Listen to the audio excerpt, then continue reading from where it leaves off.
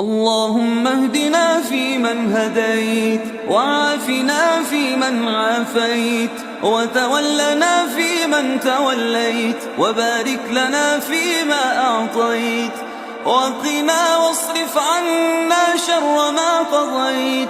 سبحانك تقضي ولا يقضى عليك، فلك الحمد على ما قضيت، ولك الشكر على ما أنعمت به علينا وأوليت.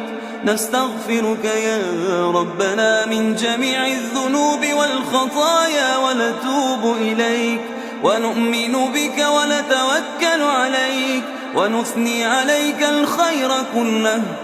أنت الغني ونحن الفقراء إليك، أنت الوكيل ونحن المتوكلون عليك، أنت القوي ونحن الضعفاء.